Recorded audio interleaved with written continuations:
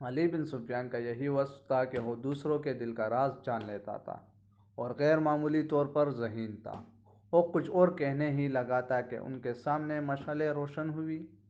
زمین پر بیش قیمت قالین بچھے ہوئے تھے۔ شہنائی اور سارنگ کا ایسا میٹھا نغمہ ابھرا کہ مہمانوں پر سناٹا چھا گیا۔ ایک طرف سے ناچنے والیوں کی قطار نمودار ہوئی۔ 20 لڑکیاں ایسے باریک اور نفیس لباس میں چلی آ رہی تھیں، ہر ایک کا لباس باریک سا چوغا تھا جو شانوں سے ٹخنوں تک تھا۔ ان کے بال کھلے ہوئے تھے اور اسی ریشم کا حصہ نظر آ رہے تھے جس کا انہوں نے لباس پہنا ہوا تھا۔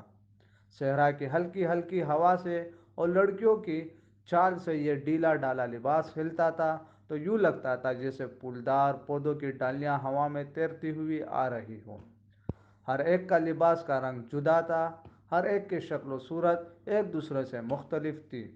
وہ چلتی آ رہی تھی لیکن قدم اٹھتے نظر نہیں آ رہے تھے۔ وہ ہوا کی لہروں کے مانند تھی، وہ نیم دائرے میں ہو کر رہ گئے۔ سلطان صلاح الدین ایوبی کی طرف منہ کر کے تعظیم کے لیے جھکی۔ سب کے بال سب کے بال سرک کر شانوں پر آ گئے۔ سازندوں نے ان ریشمی بالوں اور جسموں کے جادو میں طلسم پیدا کر دیا تھا۔ دو سیاہ فام دیو ہیکل حبشی جن کے کمر کے گرد چیتوں کی کال تھی، ایک بڑا سا ٹوکرا اٹھائے تیز تیز قدم چلتے آئے اور ٹوکرا نیم دائرے کے سامنے رکھ دیا۔ 7 سپیروں کے بین کے دن بجانے لگے۔ حبشی مست سانڈوں کی طرح پنکارتے ہوئے غائب ہو گئے۔ ٹوکری میں سے ایک بڑی کلی اٹھی اور پھول کی طرح کھل گئی۔ اس پھول میں سے ایک لڑکی کا چہرہ نمودار ہوا اور پھر وہ اوپر کو اٹھنے لگی۔ یوں لگنے لگا جیسے یہ سرخ بادلوں میں ایک چاند نکل رہا ہو۔ یہ لڑکی اس دنیا کی معلوم نہیں ہوتی تھی۔ اس کی مسکراہٹ بھی عارضی تھی۔ اس کے آنکھوں کی چمک بھی مصر کی کسی لڑکی کے آنکھوں کی چمک سے نہیں ملتی تھی۔ اور جب لڑکی نے پھول کے چوڑی پتیوں میں سے باہر قدم رکھا تو اس کے جسم کی لچک نے تماشائیوں کو مسحور کر دیا۔ علی بن سفیان نے سلطان صلاح الدین کی طرف دیکھا، اس کے ہونٹوں پر مسکراہٹ تھی۔ سلطان صلاح الدین ایوبی نے اس کے کانوں میں کہا، علی، مجھے توقع نہیں تھی کہ یہ اتنی خوبصورت ہوگی۔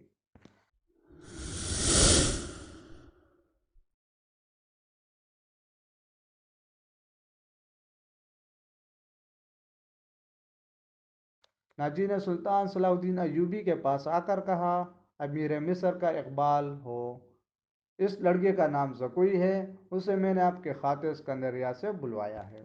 یہ پیشور رقاصہ نہیں، یہ طوائف بھی نہیں ہے۔ اس کو رخ سے پیار ہے، شوقیہ ناشتی ہے، کسی محفل میں نہیں جاتی۔ میں اس کے باپ کو جانتا ہوں، ساحل سمندر پر مچھلیوں کا کاروبار کرتا ہے۔ یہ لڑکی آپ کی عقیدت مند ہے، آپ کو پیغمبر مانتی ہے۔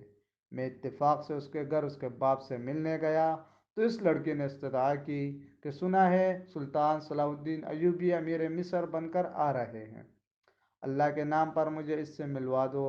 میرے پاس اپنی جان اور رخص کے سوا کچھ بھی نہیں جو میں اس عظیم ہستی کے پاؤں میں پیش کر سکوں۔ قابل صد احترام امیر، میں آپ سے رقص اور ناچ کی اجازت اس لیے مانگی تھی کہ میں اس لڑکی کو آپ کے حضور پیش کرنا چاہتا تھا۔ کہ آپ نے اسے بتایا تھا کہ میں کسی لڑکی کو رقص یا عریانی کی حالت میں اپنے سامنے نہیں دیکھ سکتا۔ یہ لڑکیاں جنہیں آپ جن لباسوں میں ملبوس کر کے لائے ہیں بالکل ننگی ہے۔ سلطان صلاح الدین ایوبی نے کہا، علی مقام، میں نے بتایا تھا کہ امیر مصر رقص کو ناپسند کرتے ہیں، لیکن یہ کہتی تھی کہ امیر مصر میرا رقص پسند کریں گے کیونکہ اس میں گناہ کی دعوت نہیں، یہ ایک باعظمت لڑکی کا رقص ہوگا۔ میں سلطان کے حضور اپنا جسم نہیں اپنا رقص پیش کروں گی۔ اگر میں مرد ہوتے تو سلطان کی جان کی حفاظت کے لیے محافظ دستے میں شامل ہو جاتی۔ ناجی نے کسیانہ ہو کر کہا، آپ کیا کہنا چاہتے ہیں؟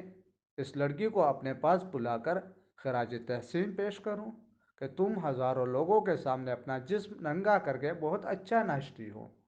اسے اس پر شاباش دوں کہ تم نے مردوں کے جنسی جذبات بھڑکانے میں خوب مہارت حاصل کی ہے؟ سلطان صلاح الدین ایوبی نے کہا، نہیں امیر مصر، میں اسے اس وعدے پر یہاں لایا ہوں کہ آپ اسے شرف بازیابی بخشیں گے۔ یہ بڑی دور سے اسی امید پر آئی ہے، ذرا دیکھیے اسے۔ اس کے رقص میں پیشورانہ تأثر نہیں، خود سپردگی ہے۔ دیکھیے وہ آپ کو کیسی نظروں سے دیکھ رہی ہے۔ بے شک عبادت صرف اللہ کی جاتی ہے، لیکن یہ رقص کی اداؤں سے، عقیدت سے آپ کی عبادت کر رہی ہے۔ آپ اسے اپنے خیمے میں اندر آنے کی اجازت دیں، تھوڑی دیر کے لیے۔ اسے مستقبل کے ہوما سمجھے جس کی کوکھ سے اسلام کے جانباز پیدا ہوں گے۔ یہ اپنے بچوں کو فخر سے بتایا کرے گی کہ مجھے سلطان صلاح الدین ایوبی سے تنہائی میں باتیں کرنے کا شرف حاصل ہوا تھا۔ ناجی نے نہایت ہی پر اثر و خوشامدی لہجے میں سلطان صلاح الدین ایوبی سے منوا لیا کہ یہ لڑکے جسے ناجی نے ایک بردہ فروش سے خریدا تھا، شریف باپ کی باسمت بیٹی ہے۔ ناجی نے سلطان صلاح الدین ایوبی سے کہلوا لیا کہ اچھا، اسے میرے خیمے میں بھیج دینا۔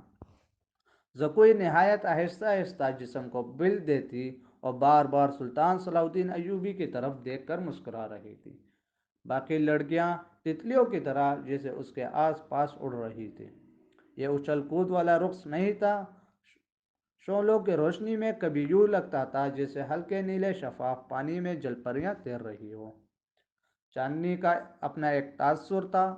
سلطان صلاح الدین ایوبی کے متعلق کوئی نہیں بتا سکتا تھا کہ وہ بیٹھ کر کیا سوچ رہا تھا۔ ناجی کے سپاہی جو شراب پی کر ہنگامہ کر رہے تھے، وہ بھی جیسے مر گئے تھے۔ زمین اور آسمان پر وشت طاری تھا۔ ناجی اپنے کامیابی پر بہت مسرور تھا اور رات گزرتی جا رہی تھی۔